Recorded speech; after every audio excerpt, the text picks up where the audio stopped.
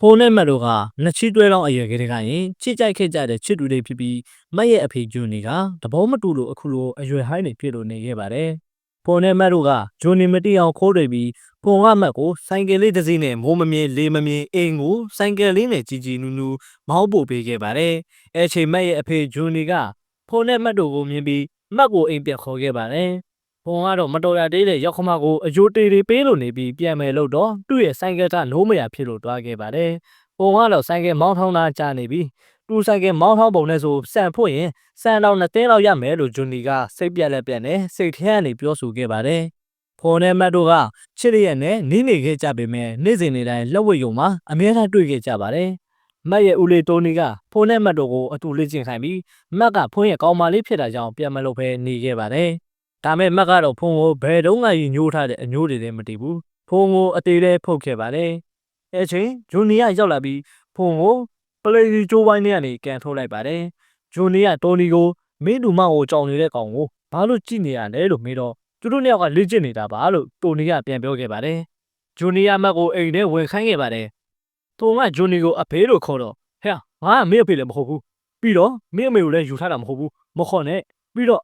မင်းတို့စေရတာကောင်နဲ့ငါတမီကိုဘယ်နည်းနဲ့မှတဘောမတူဘူး။မင်းတို့ကောင်ကဘာအရေးရှိလို့လဲ။ငါတမီတာမင်းနဲ့ရရင်ဒူးနဲ့မျက်ရည်တုပ်နေရမယ်။မင်းတို့စေရတာနဲ့ဘယ်နည်းနဲ့မှငါတမီသဘောမတူဘူး။ဦးလေးကစင်းရဲတာနဲ့ချမ်းသာတော့ဘယ်ပေတန်နဲ့တိုင်းတာလဲ။လူဆိုတာသူ့တန်ဖိုးနဲ့သူရှိတယ်ဗျ။ဦးလေးဖြစ်စေခြင်းတဲ့အတိုင်းကျွန်တော်ချမ်းသာအောင်လုပ်ပြမယ်။ကျွန်တော်ယူတဲ့မိမကိုဘယ်ကောင်မှလက်ညှိုးမထိုးနိုင်အောင်ချမ်းသာအောင်လုပ်ပြီးပြန်လာမယ်လို့တုံးသွားလိုက်ပါတယ်။နောက်တနေ့မှတော့ဖုန်းကရွာလေးတရားကနေဘန်ကောက်မှာအလုပ်လုပ်ဖို့အတွက်ထွက်သွားခဲ့ပါတယ်။ဖုန်းကိုသူ့ရဲ့မိဘနဲ့ဦးလေးတွေကဖုန်းတရားကိုရုပ်ဝေးမှာအလုပ်သွားလုပ်တာအစင်ရောပြေးပါမလားဆိုပြီးတော့ဖုန်းတွေလမ်းဆက်ပြီးမေးခဲ့ပါတယ်။အဲနောက်ဖုန်းကကားတစ်စင်းနဲ့ခီးဆက်ခဲ့ပြီးဖုန်းကဘန်ကောက်ကိုမတွားတော့ပဲရွာကိုပြန်လာတဲ့အချိန်မှာတော့ဖုန်းလေးအောင်မထင်မှတ်ထားတာဖြစ်လို့နေခဲ့ပါတယ်။အဲဒါကတော့သူရမ်းချစ်တဲ့မက်ဟာတခြားတယောက်နဲ့မင်္ဂလာဆောင်သွားလို့ပဲဖြစ်တယ်။ဂျူနီကတော့ဖုန်းဟာသူ့ရဲ့တမီမင်္ဂလာပွဲကိုလာဖြတ်တယ်လို့ထင်တာကြောင့်ရွာသားတွေကိုစိုးမခိုင်းခဲ့ပြီးဖုန်းတရားပြန်ခုခံခဲ့ပေမဲ့လူများတာကြောင့်အတေလဲခံလိုက်ရပါတယ်။မက်ကတော့သူ့အဖေကိုတားဖို့ပြောခိုင်းတော့သူ့အဖေကမတားပဲဖုန်းတရားခံရတော့ကိုကြင်နဲ့ကြည့်လို့နေခဲ့ပါတယ်။အဲချိန်ရွာတွေကအမျိုးသမီးတယောက်ကဖုန်းရဲ့မိဘကိုတွားခေါ်ခဲ့ပြီးဖုန်းကိုဂျိုနီနဲ့ရွာသားတွေကခိုးကျိတ်နေတယ်လို့ပြောခဲ့ပြီးခေါ်ခဲ့ပါတယ်။အဲချိန်ဖုန်းရဲ့အဖေကတူတာခံရတာကြောင့်မကျေနပ်လို့ဂျိုနီနဲ့အတေးတဲ့ပြန်ထိုးကျိတ်ခဲ့ပါတယ်။အဲချိန်အမျိုးသမီးတယောက်ကတက်နက်ဖောက်ပြီးဝင်သားလိုက်ရပါတယ်။ဖုန်းရဲ့အဖေကတော့ဂျိုနီကိုမင်းကအတော်လောပါကြီးတာပဲ။ကိုတမီကိုပတ်စံရှိတဲ့သူနဲ့ရောင်းဆိုင်ရတလားလို့ပြောတော့ဂျိုနီကငါကအဖေတယောက်ငါတမီကောင်းစားတာကိုပဲငါမြင်ချင်တာမင်းသားလို့အလုံးမရှိအကန့်မရှိနဲ့ဆိုငါတမီကိုဘလို့စိတ်ချပါလဲအေးမင်းနဲ့တမီမွေးထားတာပဲမင်းတမီအရွယ်ရောက်လို့အိမ်တော်ရက်သားကြရင်မေးတိလာနိုင်မယ်လို့ပြောခဲ့ပါတယ်မင်းအဲ့လိုပြောပြီးနောက်မှာတော့ရန်ထက်ပြစ်မယ်တဲ့နော်ဖုန်းကြီးပါဝင်တားလိုက်ရပါတယ်ညရောက်တဲ့အခါမှာတော့ဂျိုနီက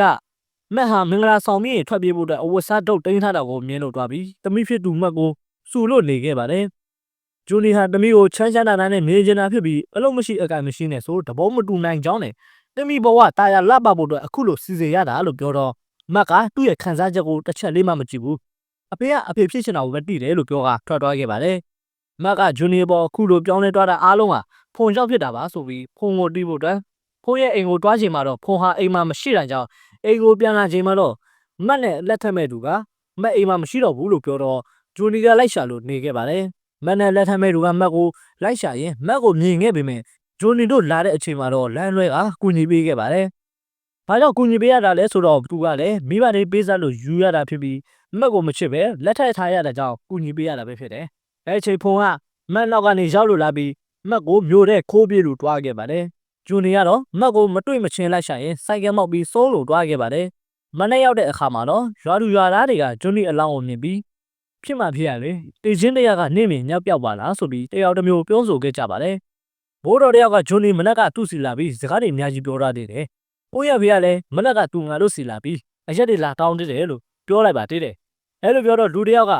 သူဟာမနေ့ညကရင်စုံသွားတာလို့ပြောတော့မနက်ကမြင်လိုက်ရတဲ့လူတွေကလက်ဖြတ်လို့တွားခဲ့ပါတယ်။ညရောက်တဲ့ခါမှာတော့မက်ကိုအဖေဖြစ်သူဆုံးပြီဆိုတဲ့အကြောင်းဖုန်းခေါ်တော့အဆက်တွေကလုံးဝမရခဲ့ပါဘူး။ခဏအကြောင်းမှတော့ဖုန်းကြီးတွေကတက်ပြောက်တရားနားဖို့လာချိန်မှာတော့ခွေးဥတန်ကြတော့တန်ခါတော်တွေကပြန်လက်မယ်လို့တော့တရားနာမဲ့သူတွေကတရားမဟောတော့ဘူးလားလို့ပြောတော့ပြန်ထိုင်ခဲ့ပါတယ်။တရားဟောဖို့ရက်တောင်ယူချိန်မှာရုတ်တရက်မိပိတ်လို့သွားပြီးခဏကြာမှတော့ဂျိုနီတရဲက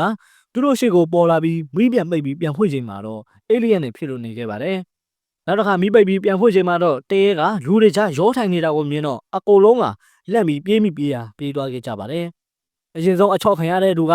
ဂျူနီနဲ့အမြဲတမ်းရန်ဖြစ်နေတဲ့ပုံရဲ့အဖေဖြစ်ပြီးဒုတိယအချောက်ခံရတဲ့သူကဖုန်းကြီးလိုပဲဖြစ်ပြီးဖုန်းကြီးစီကိုဂျူနီကဆိုင်ကယ်ကိုလေးပါအတင်းဖျဲကချောက်လို့နေပြီးဆရာတော်ကတော့ကြောက်လားမကြောက်လားမသိဘူးဒီလေးမောက်ကနေခုံပေါက်ပြေးလို့သွားပြီးကြံခဲ့တဲ့နေရာကတော့အခန်းထဲပြေးပုံလို့တွားခဲ့ပါတယ်နောက်ထပ်အချောက်ခံရတာကတော့လင်မြားနှစ်ယောက်ဖြစ်ပြီးသူတို့နှစ်ယောက်ကမကြောက်ဖို့တော့ရဲစည်းအနေနဲ့လင်မြားနဲ့ဟာအရက်တောက်လို့နေခဲ့ပြီးတောက်တာကနှစ်ယောက်ခွက်ကတုံးဝက်ရှိတာကြောင့်ကြည့်တဲ့အချိန်မှာတော့စောင်းမြူထုံထားတဲ့ဂျူနီတရေဖြစ်လို့နေခဲ့ပါတယ်အဲနောက်ကိုစီအချောက်ခံရတဲ့ဒူတွေကတနေရာမှာစုံလို့တွားခဲ့ပြီးတရေကသူတို့နောက်ကိုတော့အောက်လိုက်ချောက်နေတာကြောင့်လူတယောက်ကစောင်းနဲ့ဖမ်းလိုက်ပြီးအကုန်လုံးကတုတ်ကိုစီနဲ့ဝိုင်းရိုက်လိုက်ပါတယ်တစ်ဖက်ကဖုံကတော့ကုံတိုက်တစ်ခုမှရာဆောင်အလုပ်ကိုလုပ်လို့နေပြီးမက်ကရောက်လာချိန်မှာတော့ဖုံကမက်ကိုကုံတိုက်အတွင်းကိုလိုက်ပြခဲ့ပါတယ်မင်္ဂလာဆောင်ဝတ်စုံချိန်ထားတဲ့နောက်ကိုရောက်တဲ့ခါမှာတော့ဖုံကမက်ကိုတနေ့ကျရင်ဒီလိုဝတ်စုံလေးနဲ့လက်ထပ်ပေးမယ်လို့ပြောခဲ့ပြီးနှစ်ယောက်တာပြန်ချိန်မှာမက်ကဗငန်စင်ကိုတိုက်မိလို့အားလုံးကကွဲလို့သွားပြီးအပြင်ကလုံခြုံရေးတွေကအထက်ကအတန်ကြားလို့တွားကြည့်ချိန်မှာတော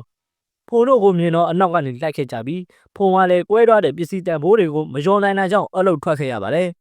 တညမှာတော့ဖက်တော်စီကိုအဆက်တွေရခဲ့ပြီးဂျိုနီဆိုမီဆိုတဲ့အကြောင်းသူ့ရဲ့ဦးလေးကဖုံးဆက်အကြောင်းကြားခဲ့ပါတယ်တရင်ကြကြချင်းဖက်နဲ့ဖုံတို့ကချက်ချင်းပဲရွာကိုပြန်ခဲ့ကြပါတယ်မက်ကအိမ်ရောက်တဲ့ခါမှာတော့ဂျိုနီကတူစီးတဲ့ဆိုင်ကယ်ကိုစနိုးပြီးအတန်နဲ့ချောက်လို့နေခဲ့ပါတယ်ဖုံးရဲ့မိသားစုတွေကတော့ဖုံကိုမက်နဲ့မပတ်တတ်ဖို့ပြောခဲ့ပြီးဂျိုနီကမင်းနဲ့တဟုတ်တူတာမဟုတ်ဘူးမင်းဒုက္ခရောက်နိုင်တယ်လို့ပြောတော့ဖုံကမက်ကိုမစွန့်လွတ်နိုင်ကြောင်းနဲ့ဆက်ပြီးချစ်သွားအောင်မယ်လို့ပြောတော့ဂျိုနီတရကသူတို့ရှိကိုပေါ်လာတော့အကုန်လုံးကထွက်ပြေးလို့သွားပြီးဖိုးကတော့ကြောင်ကြီးကထိုင်လို့နေခဲ့ပြီးဘဲတပွေကဖုံကိုနေရင်းရိုက်ပြီးဆွဲခေါ်လို့သွားခဲ့ပါတယ်ရွာလူကြီးတွေကတော့ဖုန်းကြီးကိုချင်းကျိုးပြီးကမန်းမုတ်ခိုက်ခဲ့ပြီးခုံးကြီးကဘာလို့မန်းမုတ်ခိုင်းတာလဲလို့မေးတော့မနက်ဖြန်ဖုန်းနဲ့မှတ်တို့ကဂျွန်နီကိုတောင်းပန်ချင်းသူ့ရဲ့ဆိုင်ကယ်ကိုချီထားဖို့အတွက်လို့ပြောခဲ့ပါတယ်နောက်တစ်နေ့မှာတော့ဖုန်းနဲ့မှတ်တို့ကဂျွန်နီကိုတောင်းပန်ခဲ့ပြီးဖုံကမှတ်ကိုလက်ဖြားနဲ့တော့မထိဘူးကြောင်းနဲ့လူ့ဘဝတုန်းကဖုံကဂျွန်နီအပေါ်မှာမားခဲ့တာတဲ့အတွက်တောင်းပန်ခဲ့ပါတယ်တောင်းပန်တာကိုလက်မခံတဲ့ဂျွန်နီကဆိုင်ကယ်ကိုနိုးပြီးလက်မခံကြောင်းဆန္ဒပြခဲ့ပါတယ်ဖုံကြီးကဥဆောင်ပြီးဘာမှမကြောက်နဲ့ဆိုင်ကယ်ကိုချီထားတဲ့တန်ကြိုးကိုမန်းမုတ်ထားတယ်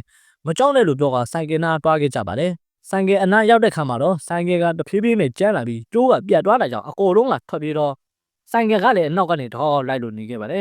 လူတော်ကတနေရာမှာရက်လိုက်ပြီးဖုံကမကိုအိုမင်းကြီးအထိတက်ဆုံးနိုင်ပေါင်းမယ်တလုံးချစ်သွားမယ်လို့ပြောတော့ဂျွန်နီတရေကမကျင်တတ်တော့ဆိုင်ကယ်နဲ့တိုက်တက်မဲ့အချိန်မှာသူ့သမီးကရှေ့ကနေပိတ်ရက်လိုက်ပြီးအဖေသူ့ကိုမကျင်တတ်တာလက်ခံပေမဲ့အခုချိန်မှာသူကသမီးယောက်ျားလေ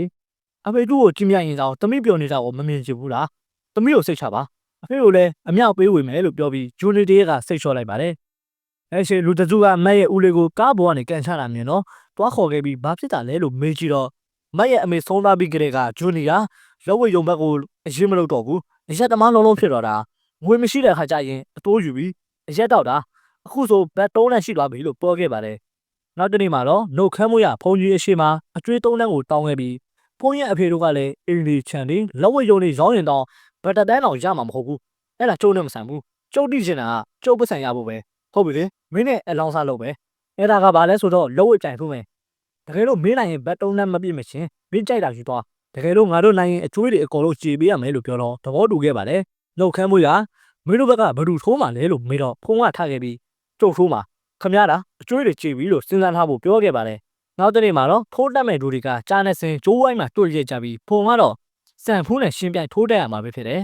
စံဖူးကဖုံထိုးကြိတ်တာကိုအစမှာတော့ဘာမှပြန်မလုပ်ဖဲငြိမ်ခံလို့နေပြီးနောက်ပိုင်းမှာတော့ဖုံကိုထိုးကြိတ်လို့နေခဲ့ပြီးပထမအချီကပြီးဆုံးလို့တွားခဲ့ပါတယ်နောက်တစ်ချီမှာတော့စံဖူးကအမြင်တွေဝါလို့လာပြီးထိုးချက်တွေကလည်းလွဲလို့နေခဲ့ပါတယ်ဂျိုနီတရေကဖုံကိုအနိုင်ရဖို့အတွက်စံဖူးကိုတယောက်ထဲလာကိုထင်ပြခဲ့ပြီးကိုကတော့စံဖူးကိုအသေးလေးထိုးချိတ်ခဲ့ပြီးဖုံကအနိုင်ရလို့တွားခဲ့ပါတယ်ဂျိုနီတင်ခဲ့တဲ့အကျွေးတွေကလည်းခြေလို့တွားပြီးဖုံတို့ကလည်းပတ်စံလေးပေးစရာမလိုတော့တာကြောင့်ပျော်လို့နေခဲ့ပါတယ်အဲနောက်ဖုံကမက်ကိုထီ12တန်းစုပေါက်တယ်လို့ပြောတော့မက်ကဘလို့ပေါက်တာလဲလို့မေးတော့ဖုံကမက်အဖေတကြိုတဲ့နေ့ကခီစာရက်ကဂျူနီတက်ပုံပေါ်မှာလေပုံကနေထီလက်မက်ရောက်လာတော့တင်ထားလိုက်တာပဲအခုအဲ့ဒီထီလက်မက်ကပေါက်တယ်လို့ပြောတော့ဝမ်းနာလို့တွားခဲ့ကြပြီ